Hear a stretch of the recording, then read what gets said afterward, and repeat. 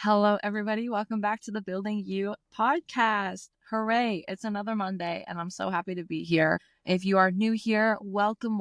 My name is Aza. This is the Building You podcast, where we talk about all the things and work on all the tools that help you build you. And if you've been here for the last 4 episodes, welcome back. I'm so happy you're here again. This is episode 5. I missed last week because life was a roller coaster and I was just spread a little thin. And my old self is hanging on in here and she's saying, you should have pushed through. You should have still released an episode. But my new reformed self is saying, girl, calm down. It's okay.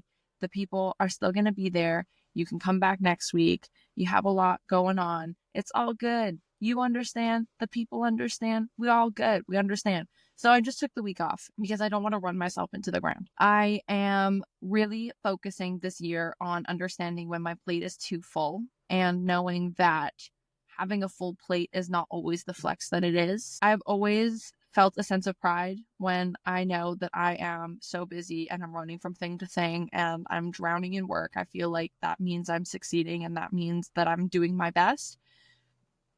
But I know that long term, that is not the way to go about it. So if I need to cut things down every once in a while, I'm allowing myself to, and I'm trying to take away that self-shame. And if you're listening to this and you are similar to me and that you just keep shoveling more and more food on your plate and you might not be able to handle it, it's okay. Take a step back, take a beat. People around you will understand you're more valuable than the work that you do and the things that you produce. So take care of yourself.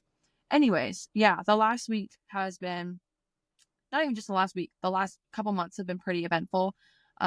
Just not a lot of downtime, not a lot of rest time, a lot of go, go, go.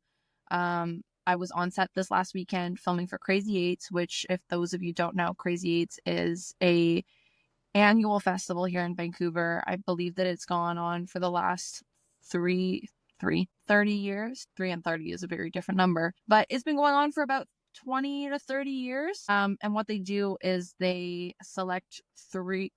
I'm really screwing it up with the numbers today. I'm sorry. You guys are going to have to bear with me. What they do is they select 6 different films that are submitted to them that haven't been made. They haven't been made yet. Their scripts, their concepts. They select 6 of them. They fund them. And then we have a nice, fun gala where we get to see what everybody has created. But it's called Crazy Eights because you have 8 days to complete the film. So there's 3 days of shooting. And then after that, we only get 5 days to go to post, edit, and do all of the VFX work and such. So it's a lot. And there was a lot of preparation that went into that while working my other job. So I'm feeling it's a lot. It's crazy. It's fun, but it's crazy, right? Hence Crazy Eights. So it was a lot of fun to be a part of. I haven't been on set for a little while. So it was nice, but I'm definitely feeling a little bit relieved that it is over and that I can just go back to focusing on my clients and my work here on Building You. So we're back for episode 5 a week later. I hope y'all understand. I know you miss me. I miss you too. But it's March. And I believe the day that this is uploading, it's going to be Monday the 11th. Let me double check that because I don't trust my sense of time. Nope, it's going to be the 10th. Yep. Good thing I double checked. So today you're listening to this. It is Monday, March 10th. Or if you're listening to that later, it's okay. I understand. But as of now, it is Monday, March 10th. I know I've said March like 3 times and I cannot believe that it is March already. It's not computing. The first couple months of 2025 have flown by. I feel like just a second ago, I was thinking about all the things that I wanted to do in the new year. And now we're 2 months in and it's crazy. So today we're going to talk about the spring reset. Okay. And I personally like to do a little bit of a reset when all the seasons change, not just New Year's. I think that waiting to put all your work in New Year's and like the beginning of January, it just sets me up for failure, and it probably sets you up for failure as well, unless you're an anomaly and you're just really good at implementing all of these new things at once. But I like to really review everything like 3 or 4 times a year, normally going into spring, normally going into fall are my big ones. So we're going to go over my process and what I've been doing and what I'm going to do in this next week or so leading into March as the weather starts to get warmer, as we start to feel a little bit brighter, the sun's coming up a little bit earlier. If you live somewhere where it's not dark in the winter, I really envy you. I mean, I love it here in the PNW. It's just pretty dark over the winter and it gets to you. So the spring reset is very welcomed over here in this household. And yeah, we're going to get through it. So without further ado, let's intro it and let's get into our spring reset. In the past, I've broken my seasonal resets down into 4 steps, and I find that it really helps me. I don't think I'm going to alter it much this year, so we're just going to go over the 4 steps that I've gone over in the past. Number 1, self-audit, self-review, a little check-in. I think it's really important to check in. I talked about this in episode 1 a little bit. I think that it is really important when we are resetting our goals or planning new goals, we need to understand where we are right now. And, we are constantly changing. We're constantly growing, or at least we want to be. We are constantly evolving as people, as human beings. And so who you were in December of 2024 is not the same as who you are now. You know more things now. You have started new things. You have stopped other things. There's differences in your life now in only a 2-month time period. So I think it's really important that we sit down and we look at who we are. This can be a really, really uncomfortable experience, especially if you haven't done this before, just really reflecting on who you are, being honest with yourself. Because I could sit here and I could tell myself that I'm perfect and that I'm doing all of these things right and that I don't need to change anything, but I'm lying. I'm lying to myself, and that's not going to benefit me in the long run. It just means that I'm hiding the truth from myself. But deep down, I know the things that I need to fix. I know the things that I want to do. I know the things that I want to not do. There's a lot. So when I sit down to do a self-audit, I write down everything. I write exactly who I am right now, everything that comes to mind. Even if I need to look through my camera roll or look through my notes or look through my messages just to really deep dive and even put myself into another person's perspective. If I were to meet myself, who would I be? What would I think of myself? Do I think that I have it together?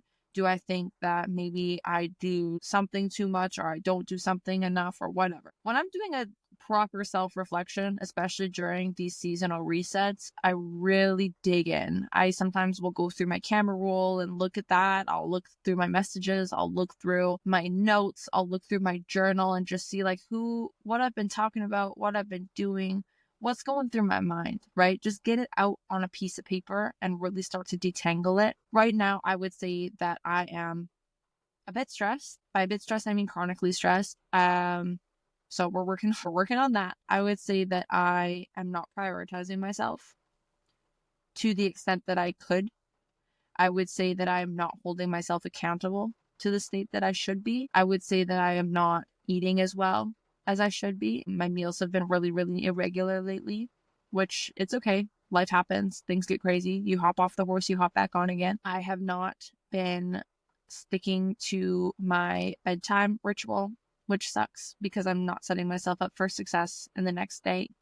So these are all honest truths, and it sucks to hear myself say that because obviously I want to be doing everything right, but I'm not right now. I'm not operating the way that I know that I do best. And so that's what this reset is for, right? So that's why you need to be super, super honest with yourself in these reflections. Because like I said in episode 1, you're creating a map for yourself. If you're to liken it to a road trip and you're trying to figure out your destination, how are you supposed to figure out how to get to your destination if you don't know where you're starting? If I have no idea where I am right now, say I'm in the woods and I have no compass and no map and I just spawned there, how am I supposed to find out how to get to Pennsylvania? Why am I going to Pennsylvania? Where am I? These are the questions we need to ask ourselves. Where am I trying to go? Why do I want to go there? Where am I now? And then you can fill in the gaps of how to get to that destination once you figure out where you actually want to go. So that's why this is number 1, because nothing else really matters or works in this reset unless you get this down. You need to know who you are right now without all of these new habits that you want to chuck into your routine. You need to know who you are right now. Number 2, create a vision board. I think vision boards are fantastic. I've never actually made a physical vision board.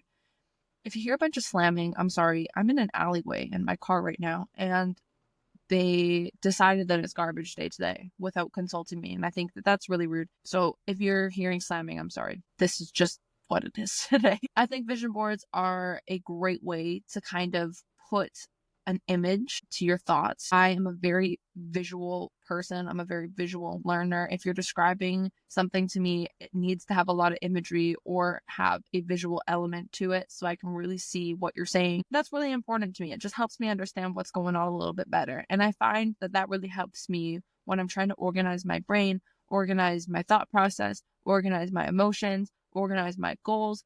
I really want to see what that's going to look like or have a general idea of it, right? Like a blueprint. Now that we have our self-reflection written down, whether it's in a notepad, whether it's on the notepad of your phone, whether it's on your hand, wherever it may be, now we can create a visual element to it. And that's exactly what the vision board is. It's not necessarily manifestation. It's kind of just a visual goal, at least to me. I know a lot of people make vision boards around the new year. Some people make it like a friend date. They'll like get together and they'll cut things out of magazines or whatnot and make vision boards. That's so much fun. I've personally never made a physical vision board. I always just do it on Pinterest, but I'll organize it into seasons. So I have my 2025 vision board right now, and it's separated into my vision and then my reality. And what I'll do is I'll save pins that I find that I'm like, oh yeah, that looks like something that I want to do, or that looks like something that I want to try, or that looks like something like it just looks like what I want my life to look like. I'll save that to the vision, and then I will post my own photos from my day-to-day life, and I'll add that to the reality. And I think that this is the first year that I've done this. I'm really excited to look back on it at the end of the year. I haven't really been looking through it as much as I go along. I kind of want it to be like a time capsule, so at the end of the year I can go through my vision board and then go through my reality board. Anyways, that's just how I'm doing it. But I think I'm going to break it down into seasons. So it'll be like spring vision, spring reality, fall vision, fall reality. And within these vision boards, there's everything. It's not just about visuals, which is so funny considering it's a vision board and I'm literally talking about imagery, but it's about just like the feeling that I get from photos, whether it's a photo of like flowers, like maybe I want to get myself more flowers this year because I like having a bouquet on my table. Maybe it's clean and tidy hands because I know I feel better when my nails don't necessarily need to be done, but like I don't want to leave these hangnails on here, you know? I want to keep them clean. I don't want to look at my hands and feel like they're not taken care of. There's little things like that I added to my vision board. I'm like, okay, I want to like instill that for myself. Maybe like pictures of reading, pictures of just spending more time outside. And then at the end of the season or at the end of the year, I can go into my reality folder and I can see if I like met that standard, if I went outside enough, if I, took care of my body and my mind enough, whether that be through like physical self-care or mental self-care, whatever it may be. I think that it just holds me accountable, and it also inspires me to try new things when I go through my vision boards and I see something. Maybe I haven't gone ice skating in years and I saved a pin about ice skating. I'm gonna go ice skating. That's fun, I think, right? So we have step 1, which is our self-audit/review. We have step 2, which is our vision board. Now we're creating that map. We're figuring out our destination. We're placing our goals, and we're getting inspired by images that we can find, whether that's in physical or virtual media. Step 3 is going to be to declutter and organize. This is huge to me because I hate looking around and seeing a bunch of stuff that I don't use, that I bought for no reason, that's just sitting there. I need it out of my physical space and I need it out of my mental space. I live in like a 650 square foot apartment and there's not a lot of space. The space gets taken up really fast, especially when you're in it. So I want to make sure that my surfaces are clear. I want to make sure that I'm not collecting stuff just to collect it, right? I definitely have a lot of like cute mementos from traveling or gifts from friends. Those things I will not get rid of. However, I don't need more salt and pepper shakers.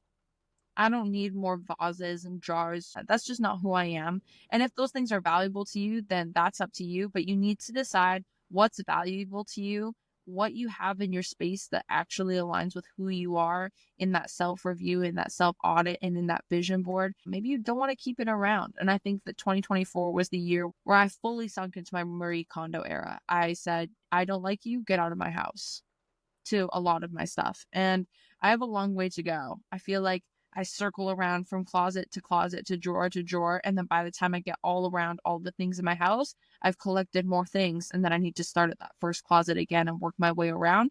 And so now I'm trying to take a different approach where I'm not necessarily just trying to organize things and declutter things. I'm trying to just not buy things. I've mentioned in previous episodes that for the entirety of 2025, I'm not buying anything new. And I mean new to me as well, like even used stuff. I'm not buying anything. Because it's not because of the economic, like it is a little bit about the economics and the environmental aspect. I'll say that it does have a benefit there, but it also is about just me understanding that I don't need anything else.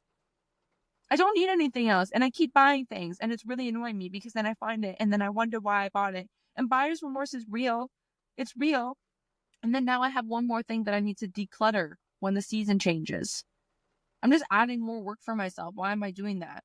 So now if something breaks, then I can replace it, but I'm not adding anything. I'm not adding anything to my wardrobe. I'm not buying anything new unless it's given to me as a gift. It is what it is. I'm not buying anything. And I think that, I'll lift this little shopping hiatus at the end of the year and I'll allow myself to buy some things that I've definitely put in my Pinterest board, like style-wise, capsule-wise. I'm sure that I'll need to replace some gym wear. I'll probably need some new shoes by 2026 for work. So I'll allow myself to buy said things, but I think I'm really going to stick to this year because I've definitely had an issue with overspending in the past. And also just buying things because I feel like I need them and not because I actually want or need them. And I'm just trying to break that for myself. So back to the actual thing that we're talking about, decluttering. I think a lot of people are obsessed with organizing. But when we're organizing, we're just moving stuff around. I think a lot of the issues that we have too much stuff. And you are the one who gets to decide when you have too much stuff. You are the one who gets to decide what you want and what you need and what you don't want or need. That is up to you. No one can tell you what you get to value. You are the one who gets to decide that limit for yourself. But again, just like the self-review, you need to be honest. Do you actually like that? Or are you keeping it around for a rainy day when you think maybe I'll wake up and be a different person and that will actually be something that I want to wear? Or maybe I'll actually decide that I'm a baker and I'll use these cake pans. You probably won't. You probably won't. And if it's something that's on your mind, if it's something that screams at you every time you open that pantry door or screams at you every time you open your closet and it's just like, use me, and then you feel awful because it's just there and you don't use it. That's how I feel. Like I see something that I've bought and I don't use, and even if I don't mentally clock it, it's like it's deep in the subconscious. It's just like, that was a waste. That was a waste. So now I just get rid of those things. I donate them. I give them to friends. I repurpose them, whatever it may be. I just get it out of my life so I can move on.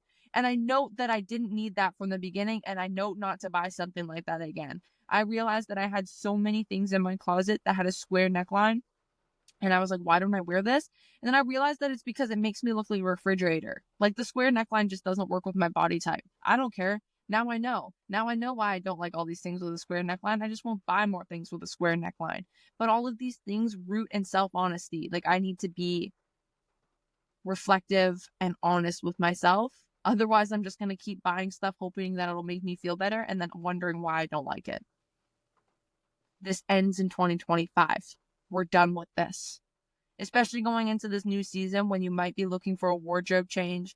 You might be looking to bring some new products into your life. Be honest with yourself. What do you like? What do you like? It's not about what's trending. What do you like? Make sure that you're not going to have to set yourself up to throw out a bunch more things in the fall. So I'm definitely going to be going through some of these drawers over the next couple weeks, decluttering and then organizing. Again, almost doing another mini reflection of being like, do I need this? Do I want this? Who am I? Does this align with who I am? And it's taxing for sure, but it's refreshing when you look around your space and you just see an extension of you instead of an extension of someone that you were trying to force yourself to be. Step 4, and the final step, is start with one thing. Start with one thing. We're in March now. It's been 2 months since the New Year's, and I can almost guarantee you that you have a quote unquote resolution that fell through. I have a couple actually. I told myself that I would be training way more than I have been. And you know why that failed? You know why that failed? It failed because even after years of accepting this, I still forgot that when the clock strikes midnight and it turns to January 1st, my life did not change. My schedule did not change. I still worked the same hours, if not more. right? How am I expecting to completely change everything when actually nothing is changing and I still need to work with what I've got, right? We set ourselves up for failure with New Year's resolutions because we want to do so many new things at the same time, and it all becomes so overwhelming or unsustainable with our lifestyle that we fail. And failure can be a harsh word, but I'm just taking it as a lesson, right? Like, I failed because I set myself up for failure. I failed because I tried to put too much on myself and I wasn't equipped for that yet. And now going into the new season, when I'm thinking of aligning my goals, like, I want to read more. I want to read more. I was reading so much in 2024 and I fell off my reading game over the winter, and I'm having a hard time finding time to read more, but I know that I can create time to read more, even if it's just 10 minutes before I go to sleep. That's part of my nighttime routine that I've been neglecting, is just reading. That's two birds, one stone. I can reinstate my nighttime routine. I can reinstate my reading, and I know that I'll feel better for it. That's one goal that I'm going to start with. And then the other 6 goals that I want to implement in this spring, I can slowly pepper them in once I'm like, okay, I'm actually getting the ball rolling. I'm feeling okay. I'm handling this new obstacle or this new goal or this new habit. It's becoming easier. Now I'm going to add something else in, because if I try to add 6 new things all at once, I have the same amount of time in my day as I did yesterday. And yesterday I felt like I was barely catching up. So how do you think that I'm going to be able to add 6 more things into my day today with the same amount of time? And I haven't changed that much between yesterday and today.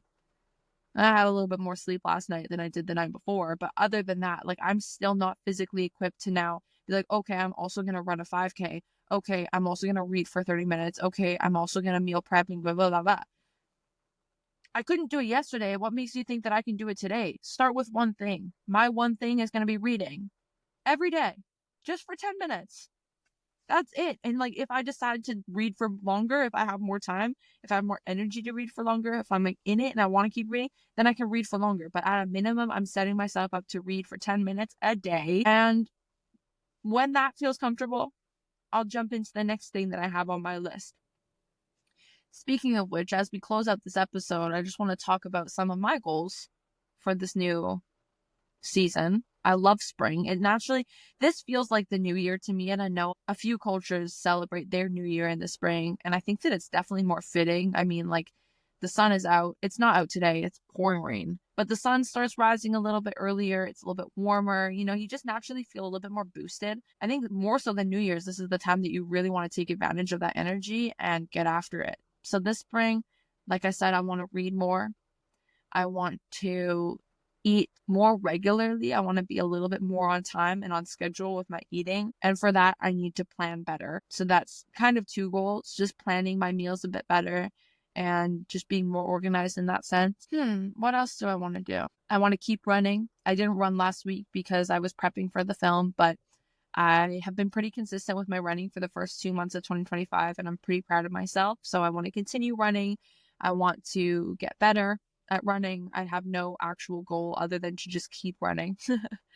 I want to be more rigid with my weight training schedule and with my boxing. I want to hold myself accountable just like I would one of my clients. It's hard. I find myself, I'm holding all my clients accountable, but I'm not holding myself accountable to the extent that I could be. And so I really want to light a fire under myself and really get after it this spring and use the energy that is being given to me by this beautiful earth, this beautiful universe. And yes, those are some of my goals, aside from the fact that I will be doing a self-reflection, a vision board, and decluttering my apartment this week. So yeah, have you guys ever done a reset kind of like this before? Do you find that it's helpful? What do you do that's different from this? Do you have a different ritual that you add into your resets? Do you have a different system or a different element that you add into your resets? I'd love to know, because maybe I want to switch it up this fall. Maybe I want to add something new. Maybe there's something else that can help me get to know myself a little bit better, or help other people get to know themselves a little bit better. If you have something in mind, drop it in the comments below, whether you're on Spotify or YouTube. Rate the show, like the show, share the show, do all the things. This is a really new show. We're a really small community. Every little step counts, and I really appreciate you guys being here. If you want to join the Building You newsletter, the link is in the description below. It releases every Thursday. I drop into your inbox and we talk about all the good things. Everyone that's on the newsletter gets updates and news before anyone else. So if you want to be the first to know about discounts, about new opportunities, join the newsletter. That's where all the cool kids are. Just join the newsletter. That's been episode 5. I hope you all have a wonderful week, a wonderful beginning to March. I know that we're kind of well into our way, but I'm recording this on March 4th. So it's the beginning of March for me right now. Time traveling. Yeah. Thank you for being here with me. Have a beautiful week, and I'll see you next Monday on the Building You podcast. Bye.